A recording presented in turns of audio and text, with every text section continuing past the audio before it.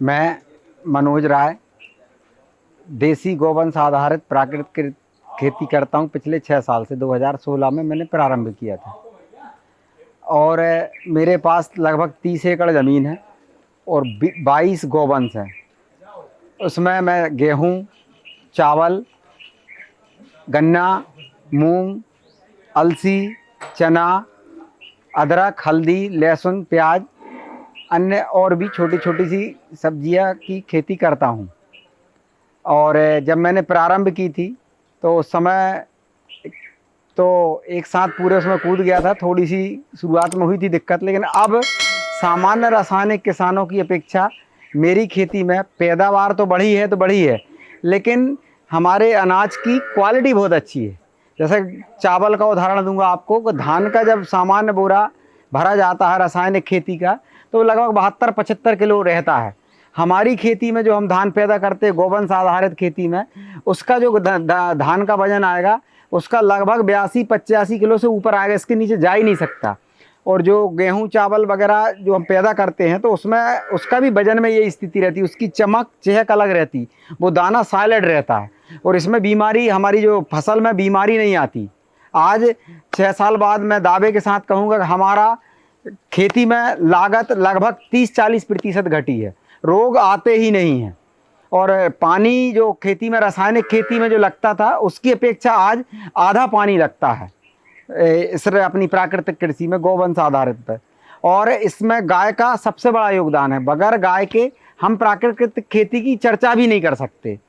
और गाय के गोबर गोमूत्र से और हमारे जो फसलों की अवशेष हैं उनको ही उपयोग करके, और जैसे हम लोग गुड़ बनाते हैं तो गुड़ का जो वो मेल निकलता है वो हम जीवामृत में उपयोग करते हैं। तो खेती का एक भी सामग्री हमारी वेस्टेज नहीं है, सारी चीज़ हम एक दूसरे की उपयोग में आती है। जो फसलों का या सब्जी का अवशेष निकलता है तो वो हमारी गाय खाती है, गाय का जो गोबर और उसमें जो कचरा निकलता है वो हमारी कृषि के काम में आता है। तो सब एक दूसरे के चक्र से साथ चलते हैं।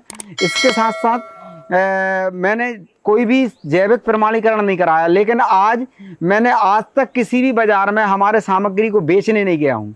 सारा सामग्री हमारे घर से बिकती है बगैर किसी प्रमाणीकरण के। और छोटी सी गांव में हम लोग खेती करते हैं, 10,000 हमारी पॉपुलेशन है।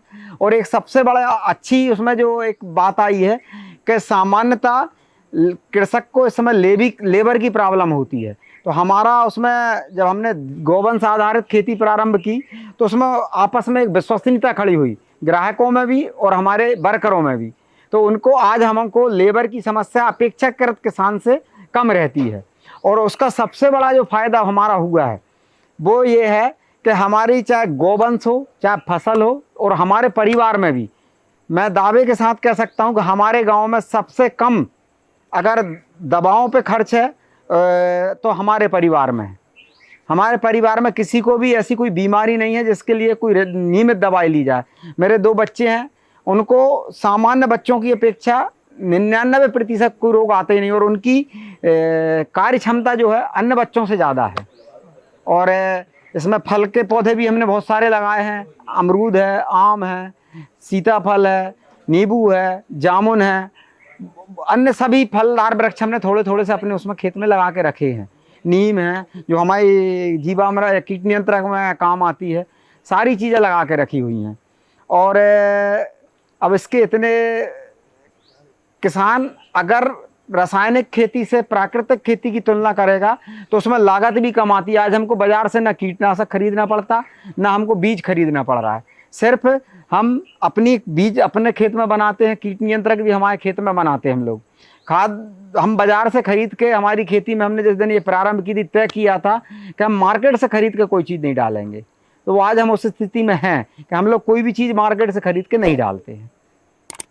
और इसमें हमारा जो टीम है, जो वर्कर लोग काम करते हैं, तो उनमें एक सबसे अच्छी बात यह है कि हमारा कभी उनसे